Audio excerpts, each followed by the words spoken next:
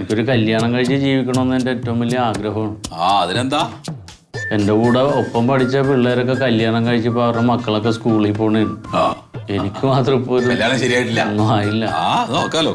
ഇതെങ്കിലും ഒന്ന് നടന്നു കിട്ടിയില്ല പിന്നെ ഞാൻ ജീവിക്കണ വെറുതെ വിളിച്ചേ.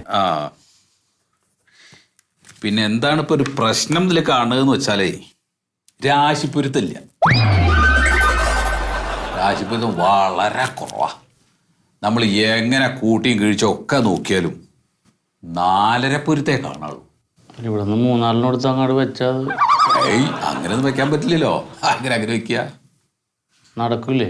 4.5 പൊരുത്തം വെച്ചിട്ട് നമ്മളിത് അയ്യോ അങ്ങനെ പറയല്ലേ. അതാ നല്ലത്. പോലീസുകാർ പറഞ്ഞല്ലോ ഒരു 8.5 പൊരുത്തം ഉണ്ട് എന്ന് പറഞ്ഞല്ലോ നേരത്തെ. എന്തോ അത് മഹേന്ദ്ര പൊരുത്തം.